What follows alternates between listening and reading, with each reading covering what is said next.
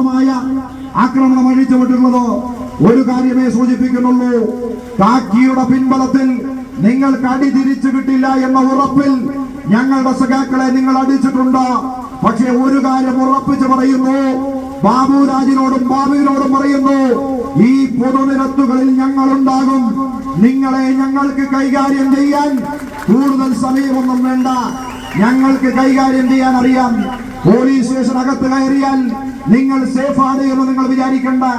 അതുപോലെ തന്നെ കാക്കി ധരിച്ചതുകൊണ്ട് നിങ്ങൾ സേഫാണ് എന്ന് നിങ്ങൾ വിചാരിക്കണ്ട. ഒരു കാര്യമേ പറയാനുള്ളൂ, ഈ തുളുനാടിന്റെ വിപ്ലവ പ്രസ്ഥാനത്തിന്റെ പോരാട്ട ചരിത്രം ഈ ചെറ്റകൾ മനസ്സിലാക്കുന്നത് നല്ലതാ. കേരളത്തിലെ എല്ലാ പോലീസും ഒരു ചെറ്റകളല്ല. എന്നാലും ഇതുപോലെയുള്ള കോൺഗ്രസിന്റെ മനസ്സും ശരീരം കോൺഗ്രസിലും മനസ്സാർഎസ്എസിലുമായി നടക്കുന്ന ബാബുരാജിനോടും ബാബുവിനോടും പറയുകയാണ്, ഒരു കാര്യമേ പറയാനുള്ളൂ, ഞങ്ങൾ നിങ്ങളെ സസ്പെൻഡ് ചെയ്യുമെന്ന് പറയില്ല, നിങ്ങളെ സ്ഥലം മാറ്റിക്കളയുമെന്ന് പറയില്ല. ഞങ്ങളുടെ സഖാക്കളെ അടിച്ചതിന് തിരിച്ചടി ഞങ്ങൾ തന്നിരിക്കും. ഞങ്ങൾ കുമ്പളയിലെ സഖാക്കൾ ആർഎസ്എസിനോട് ഇഞ്ചോടിഞ്ച് പോരാട്ടം നടത്തി.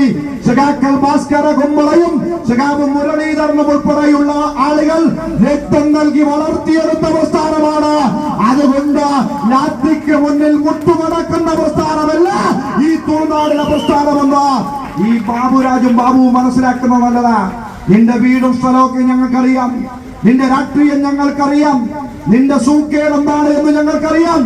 അത് മാറ്റിത്തരാൻ ഞങ്ങൾക്കറിയാഞ്ഞിട്ടല്ല എന്ന് നിങ്ങൾ മനസ്സിലായിക്കൊള്ളണം.